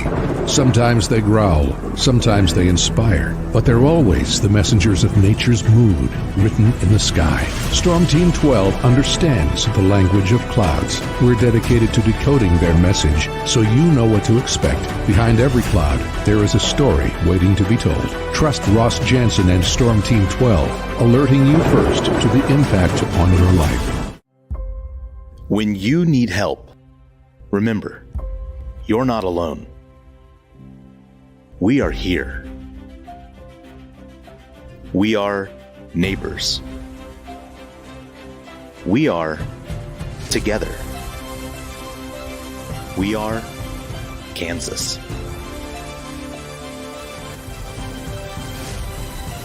We are 12 News. They say it takes a village. Come together and support local businesses in our neighborhoods. When you contribute to local shops, more money goes back into the economy. Shopping local makes our state stronger. So give back to the communities you love and watch our businesses and communities thrive. Shop local and be Kansas proud. At 12 News, we know you're busy, which is why we're here whenever you need us. Anytime, any screen. With live breaking news. Critically hurt after an apartment. Storm Team 12 forecast. Snowing for many miles. And the stories you don't want to miss. The scene's still very active. Just search KWCH 12 News wherever you stream and catch up on the latest news of the day. All for free and on your schedule, hopefully making your day a little bit easier. And did I mention the Storm Team 12 forecast? 12 News whenever you want. Sometimes people tell us, I don't get it, it's just tea. But let me tell you, we are so much more than just tea. With more than 25 flavors, the possibilities are endless. Come on in and try them all for free to find your favorite or get us on the go for your busy lifestyle. And don't miss happy hour every day for half-price cups of tea. So the next time someone tells you it's just tea, tell them to come by and find out why we say drink tea, be happy. Determining fact from fiction. That's our full-time job. You need to have someone give you the whole story from every side. To help you when no one else is listening. You need someone to put you first. That's what we do. We bring you the facts first. When you need it. Wherever you are. 12 News. Facts first.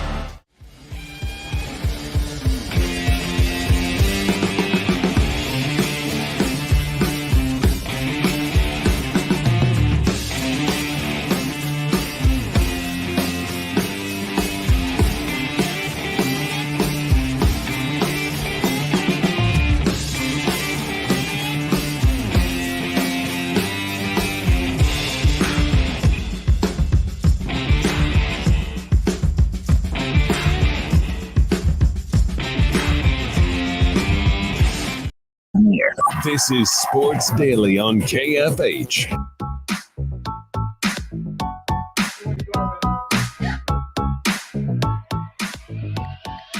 Welcome back, everybody. It is Sports Daily here on KFH. Tommy Castor and Paul Savage in for Jacob Albrock. Max Power producing the program in for Jad Chambers today. Let's set up our text to win giveaway right now. If you want to win some free tea and coffee from HTO, all you have to do is text the keyword tea, that's TEA, to short code 20357.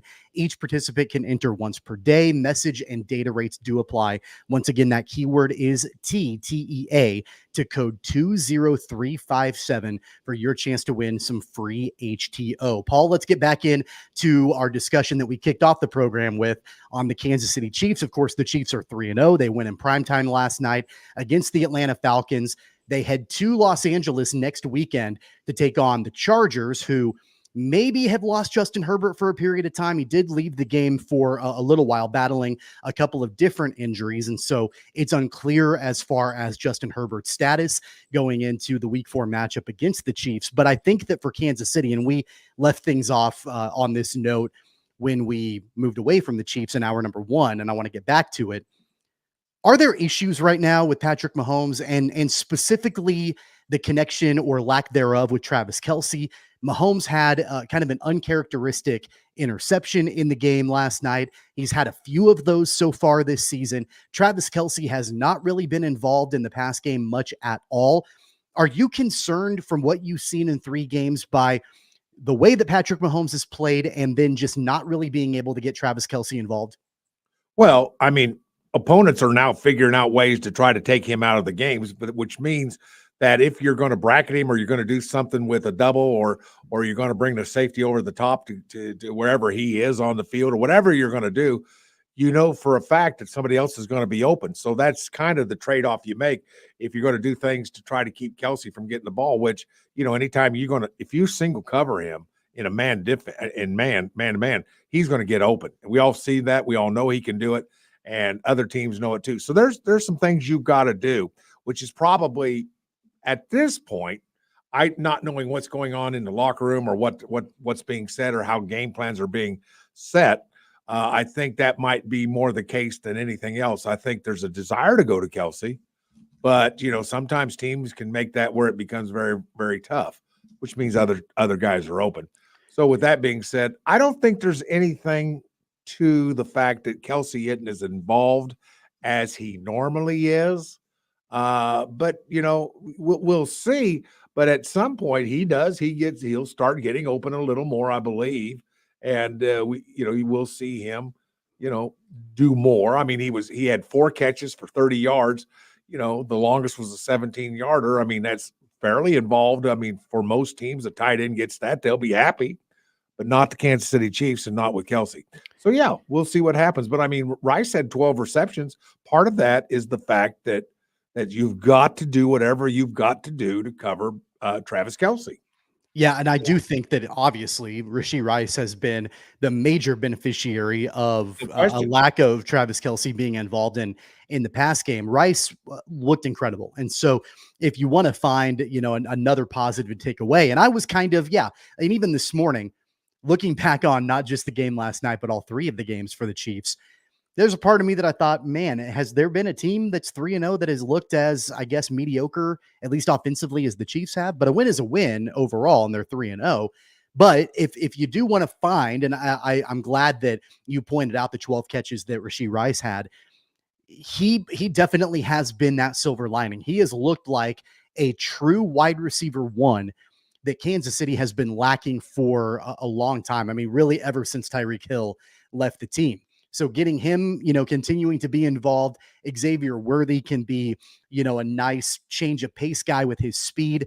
And then, by the way, Juju Smith-Schuster kind of made himself known as well last night also. I go away from the game last night, even though I felt like the offense sputtered at times. I came away from that game feeling more encouraged about the wide receivers than I've been all season long. And really, especially since we found out that Hollywood Brown was going to be out for a majority of the season. Mm-hmm. And not only that, let's also go ahead. P-Ryan was also three catches for 15 yards. Now I know that doesn't sound like a lot. That's not a big deal. But you know what it does, Tommy? It makes the other team have to prepare for it. They've got to figure out, because that could hurt you. So you've got to make sure that 3 catches, 15 yards. I've got to make sure we have that covered, and you distract on other things that you got to take care of because. That can turn into, a 3-yard down the field pass can turn into 30 yards. That's sort of the nature of what you're trying to do with a back out of the backfield. But I like that as well. Spreading the ball around. I mean, Rice is getting a lot of catches, but then everybody else, you got a lot of guys getting anywhere from 2 to 4 catches and spreading it around. But, Kelce is still that man. You're still going to go to him. There are going to be teams that you can take advantage of. This weekend was not one of them because they did a good job of covering. The only reason Kelce doesn't get the ball is because he's getting covered. So and I do think, and this actually brings up a good point. I thought overall, you mentioned Samaje Perine catching the ball out of the backfield. That's an additional threat from him. That's what they brought him in to do. That's good. Initially was to be kind of that dual threat running back. Correct. I thought Carson Steele played pretty solid. Now, I think one of the biggest concerns that I have moving forward, at least offensively, and this is something that Austin on our video stream brings up, is the struggles in the red zone that the Chiefs have had. And they had it last night against the Falcons. Austin says that he thinks that the Chiefs offense was okay last night, but why can't they score first and goal from inside the 5 and have to kick a field goal? They did struggle. They struggled in the red zone. Not only that, they struggled in short yardage situations with both Carson Steele, Samaje Perine. Of course, we know they're not going to sneak the ball with Patrick Mahomes. That's not going to happen. So no. I do think that is a concern moving forward, that we saw Rashee Rice and Xavier Worthy and even Juju have success when the ball was in between the 20s. But once you got into the red zone, things got a lot more difficult and complicated for Kansas City. Mm-hmm. They did. And the ability to run the football, how important does that become once you get into the red zone? Well, you've got to run the football. It's huge. It's huge. And by the way, you got to run a football because we don't want to see Patrick Mahomes. As much as I love to see him out in space creating, I don't want him to run the football. No offense to Patrick. I love you. You're a great quarterback, but you're not Jackson with the Ravens. That's not who you are. You're not going to be that guy. I don't want you out running. I don't want you running at all. If he didn't take off and run the ball at all, I will never be disappointed the rest of his career. So with that being said, you've got to be able to run the football. And Steele, by the way, I think gave you that ability to do that a little bit. Samaje Perine did the same thing between the 200 yards rushing. I mean, you got to look at him as one guy. You get 100 yards rushing out of the backfield with your two main guys. That's enough. I'd like more. I'd like it at about 130, 135, 140. That's what I would like better. But 100 yards rushing between the two, it makes a defense the week of playing the Chiefs have to prepare for that, have to do what they got to do to stop the run. And so, and by the way, That way you keep the defense off the field, and there's nothing wrong with keeping the other guys off defense on the field. That's a good thing. And because they can't score when they don't have the ball. So I like running the ball. I've always liked running the ball. I think that they need to be, a run first team. That's what they would like to be, is a run first team. Well, a lot of people scratch their head and say, whoa, wait a second. We've got Patrick Mahomes. Why would we want to do that? Tommy, I'm going to let you take the answer and answer that.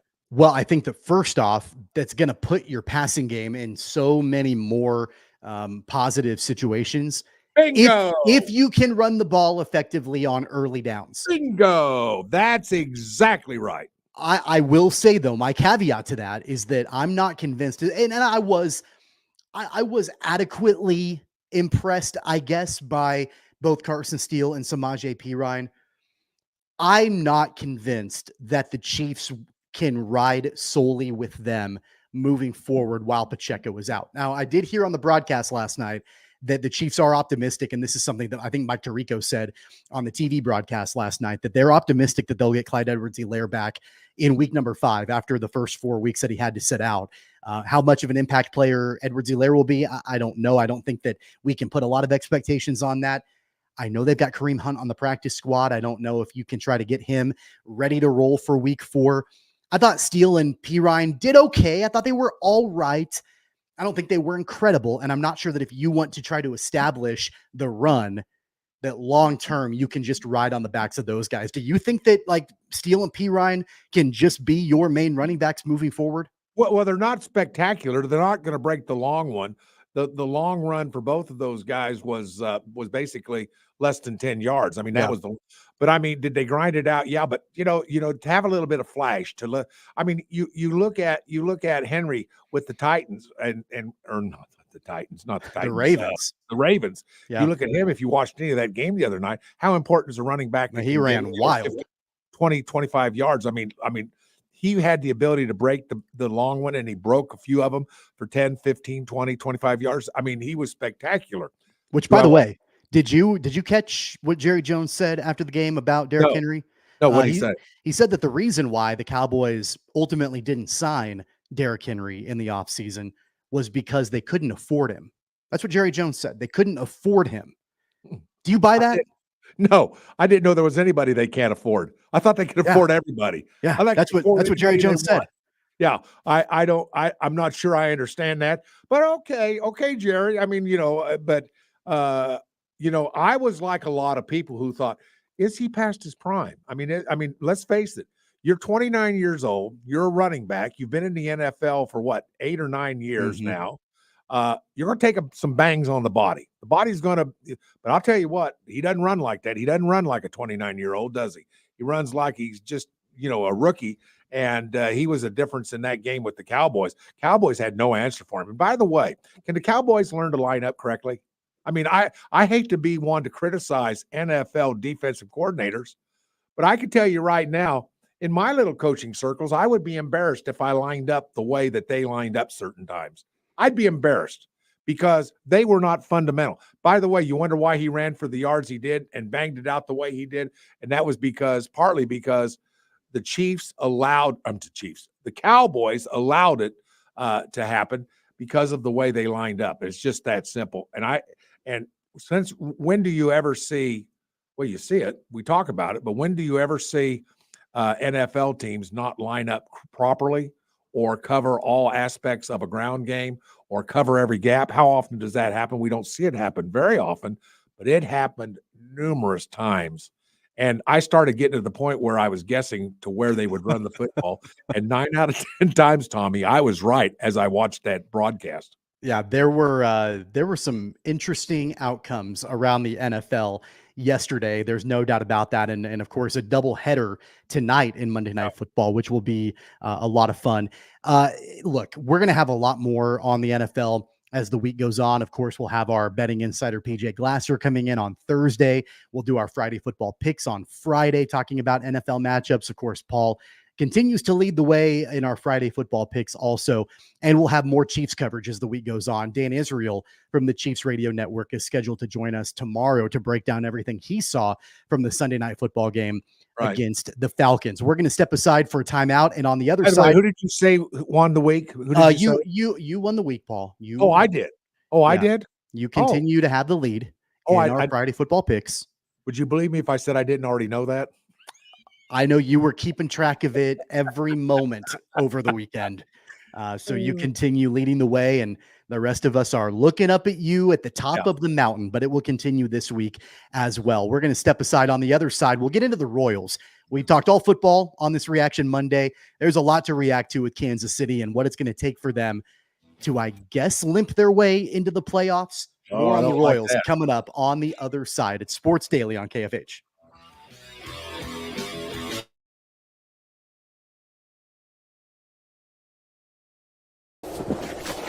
Colin Huck's power washing is like getting to the top of Mount Everest with only a bag of beef jerky and a soda. Huck's can conquer all residential or commercial exterior cleaning woes that you have, leaving you feeling like you're on top of the world. House washing, window cleaning, driveway washing, to even graffiti removal. Coming this fall, we'll offer professional holiday lights installation. We love muck and gunk. You don't. Let Huck's handle it. Call for a quote today. Right. Start your day with 12 News this morning. Get ready with Jake's accurate hour-by-hour forecast, so you'll know if you need a jacket when you walk out the door or an umbrella by lunch. Start your day knowing what happened overnight and what's happening now. Live, breaking news all morning long. And plan the best route to work and school with traffic from across Kansas. Start your day right. Start your day with 12 News this morning on KWCH and KSEW. Hey, Wichita, Jim Rome here, celebrating over 25 years as the #1 midday sports talk show on Wichita Radio. Find out why. Tune into The Jungle, weekdays 11 until 2 on 97.5 and 1240 KFH. Sometimes people tell us, I don't get it, it's just tea. But let me tell you, we are so much more than just tea. With more than 25 flavors, the possibilities are endless. Come on in and try them all for free to find your favorite or get us on the go for your busy lifestyle. And don't miss happy hour every day for half-price cups of tea. So the next time someone tells you it's just tea, tell them to come by and find out why we say drink tea, be happy.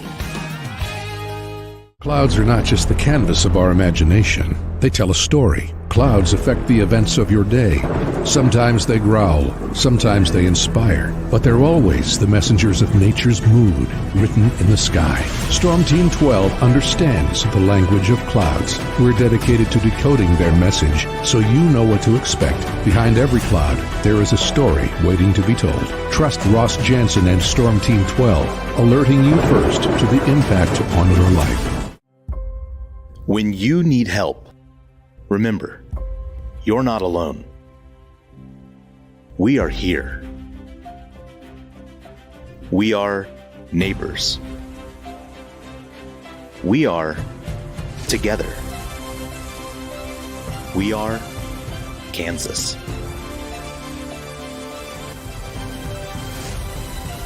We are 12 News. They say it takes a village. Come together and support local businesses in our neighborhoods. When you contribute to local shops, more money goes back into the economy. Shopping local makes our state stronger. So give back to the communities you love and watch our businesses and communities thrive. Shop local and be Kansas proud. At 12 News, we know you're busy, which is why we're here whenever you need us. Anytime, any screen. With live breaking news. Critically hurt after an apartment. Storm Team 12 forecast. Snowing for many miles. And the stories you don't want to miss. The scene's still very active. Just right search KWCH 12 News wherever you stream and catch up on the latest news of the day. All for free and on your schedule, hopefully making your day a little bit easier. And did I mention the Storm Team 12 forecast? 12 News whenever you want. Sometimes people tell us, I don't get it, it's just tea. But let me tell you, we are so much more than just tea. With more than 25 flavors, the possibilities are endless. Come on in and try them all for free to find your favorite or get us on the go for your busy lifestyle. And don't miss happy hour every day for half-price cups of tea. So the next time someone tells you it's just tea, tell them to come by and find out why we say drink tea, be happy. Determining fact from fiction. That's our full-time job. You need to have someone give you the whole story from every side. To help you when no one else is listening. You need someone to put you first. That's what we do. We bring you the facts first. When you need it. Wherever you are. 12 News. Facts first.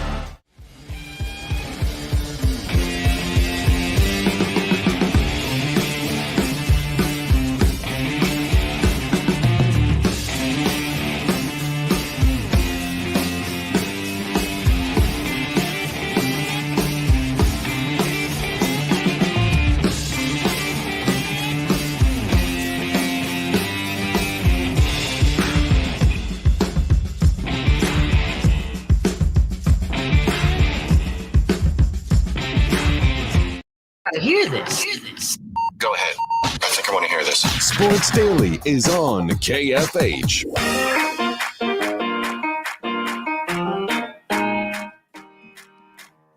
Baseball coverage on KFH is brought to you by T-Mobile. Head on over to T-Mobile.com and get a great deal on the new iPhone 16 Pro. Speaking of baseball, Paul Savage, unfortunately for the Royals, it was a whimper of a homestand. They get swept by the Tigers. They get swept by the Giants this weekend. Going back to last Sunday, it's been over a week since they've won a game after losing the finale on the road in Pittsburgh. They now go on the road to take on the Nationals and the Braves to wrap up the series. They're going off of a 7-game losing streak, the Royals are, where offensively it's been absolutely terrible for Kansas City. I guess the only positive, the only silver lining that you can look at is that at least yesterday, the Twins did help the Royals out a little bit by the Twins getting swept in their doubleheader. The Royals still have a wild card spot, but I don't know about you, man. I'm not feeling super optimistic right now that they're going to find a way to turn this around the final week of the regular season. Well, I don't know why you would. I don't know how you would. You'd certainly have to be searching and manufacturing something. Well, congratulations. The Twins are a game back, but now you got Detroit tied with the Royals. Listen, the way they're playing, do you have confidence in the next 6 games? I mean, absolutely not. You got one. And by the way, there's a motivation for Atlanta when they go to Atlanta to play as well. You know, Atlanta's still searching. Atlanta doesn't have a lock on a wild card berth. They don't. And Atlanta has a shot. They have something to play for, just as the Royals do. But look who's playing the way they are. I'll tell you what, and even as a football coach, I wouldn't want to limp into the playoffs playing the way I am because, you know, everybody always says, well, you want to be playing your best going into whatever playoffs, whether it's basketball or baseball or what, play your best. Be playing your best. Go into the playoffs doing your best. And right now, you can't say that for the Royals. It's almost painful, isn't it? And, you know, my guideline for the whole year, and I know I've mentioned this to you on an occasion at least, is that the Royals were always only around 3 to 4 games behind the Guardians almost all season long. They were always in the chase. They were always in contention to make a run and win the Central. But not so much now. They're 7.5 behind the Guardians. They are now 8 games above 500. Over the bulk of this season, they've been 10 games over 500. And that's kind of been a benchmark. Oh, yeah, they've been up to 15, even 17, 18 games over 500. I saw a couple of stats I saw a couple of stats that were wild to me. First off, and this really focuses on the offense or lack thereof for the Royals. Up until August 30th, the Royals collectively as a team had an average around 295. After August 30th, the Royals collective team average is right around the Mendoza line. It's right around 200. August 30th, why that's the date and the cutoff line, that's the date that Vinny Pasquantino was placed on the IL. The Royals have been absolutely terrible with runners in scoring position, and that's what that stat references. With runners in scoring position, that's what the team averages had been. Vinny Pasquantino, while he wasn't, the best offensive player in the world, he did know how to drive in runs, and that's really where the Royals have struggled. They've not been able to drive runs in, especially those that have been in scoring position. They, basically looked anemic offensively throughout the entire weekend. I was at the game on Saturday. They scored no runs. They really never threatened much to score, and the Giants put up 9 on them. And then in the finale yesterday, Blake Snell really shut the Royals down offensively. And so it's been a struggle for them. And then number 2, while we know that since the last time the Royals made the playoffs almost a decade ago, the team had been really bad. Really, typically, the best month of the year for those Royals teams that were really bad were September. They played actually pretty decent baseball for the most part, year in and year out in the months of September, in those years between playoff berths.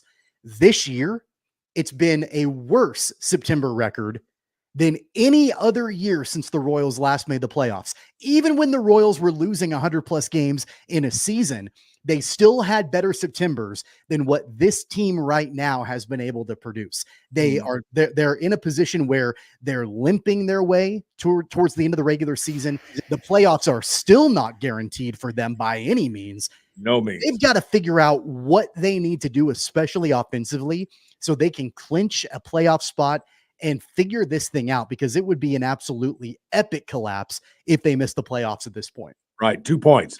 First of all, figure it out now. Secondly, your Atlanta Braves, I do want to point this out, and only because the Royals finish with a 3-game set with the Atlanta Braves. 6 games left, last 3 with the Braves. Braves are playing for a wild card as well. 2 games to make up. I'm just speaking in general terms, but it looks like, depending on what others do, let's just say they've got to make up 2 games. Yep. Well, listen, how much you looking forward to the series with the Royals? The Royals are coming in. I mean, you're figuring, if you're Atlanta, I know you're probably figuring Atlanta sweeps. I mean, I was hoping one of the teams would have clinched a spot so it wouldn't be so nerve-wracking for me, but it doesn't look like that's going to happen. Of course, the Royals get a day off today. They'll be back in action tomorrow on the road at Washington. We'll have coverage of all of those games. We're going to step aside. On the other side, we'll tell you what's coming up on the network today on Sports Daily.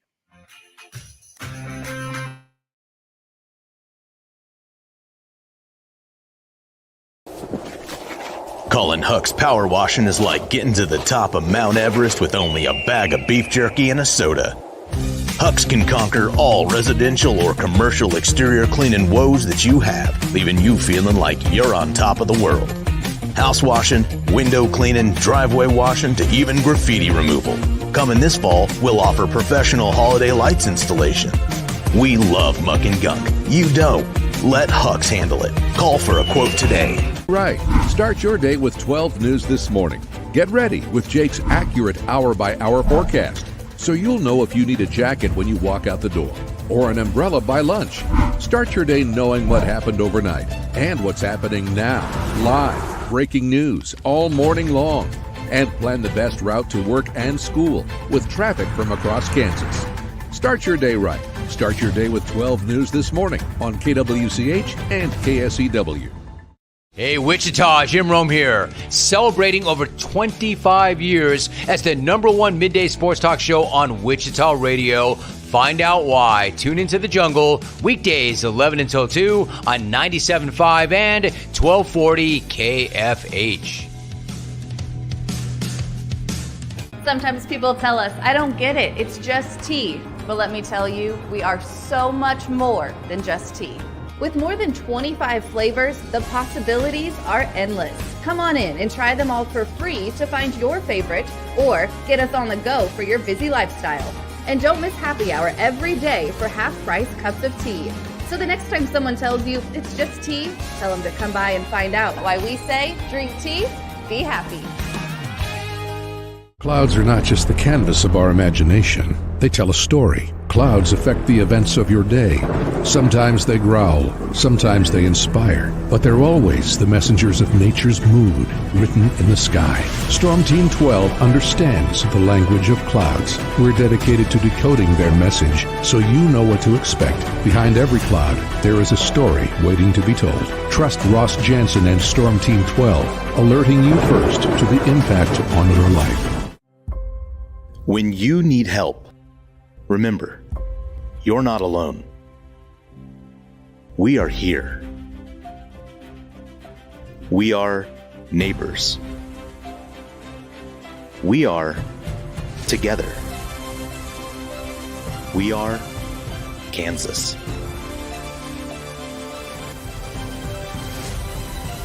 We are 12 News. They say it takes a village. Come together and support local businesses in our neighborhoods. When you contribute to local shops, more money goes back into the economy. Shopping local makes our state stronger. So give back to the communities you love and watch our businesses and communities thrive. Shop local and be Kansas proud. At 12 News, we know you're busy, which is why we're here whenever you need us. Anytime, any screen. With live breaking news. Critically hurt after an apartment. Storm Team 12 forecast. Snowing for many miles. And the stories you don't want to miss. The scene's still very active. Just search KWCH 12 News wherever you stream and catch up on the latest news of the day. All for free and on your schedule, hopefully making your day a little bit easier. And did I mention the Storm Team 12 forecast? 12 News whenever you want. Sometimes people tell us, I don't get it, it's just tea. But let me tell you, we are so much more than just tea. With more than 25 flavors, the possibilities are endless. Come on in and try them all for free to find your favorite or get us on the go for your busy lifestyle. And don't miss happy hour every day for half-price cups of tea.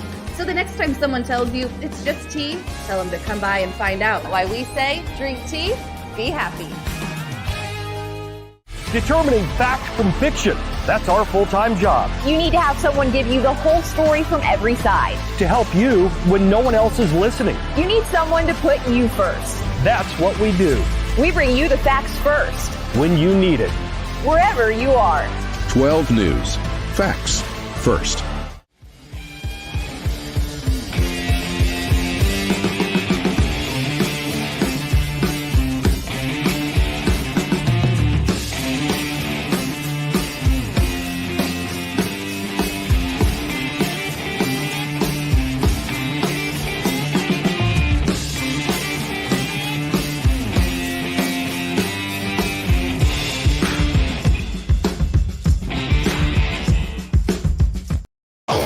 .5 and 1240 KFH. All right, thanks everybody. That's going to do it for us here on the program today. Jim Rome follows us at 11, Bob and Jeff locally at 2, Zach Gelb at 4, the Chris Lamb Coaches Show talking some Shocker volleyball tonight at 6 o'clock on KFH, and then Monday Night Football, the NFL, right here on KFH beginning at 7 o'clock. We are going to be carrying the Commanders at Bengals game. You can listen to all the coverage right here on KFH. We're going to be back doing it all again tomorrow. Paul, I've really enjoyed the last couple of days. It's been a lot of fun. I had a lot of fun with you, big boy. You have a good show with Jacob tomorrow. All right, we will. For Max Power filling in for Jad Chambers, for Paul Savage, in for Jacob Albrocht. I'm Tommy Castor. We'll see you back here on a Tuesday.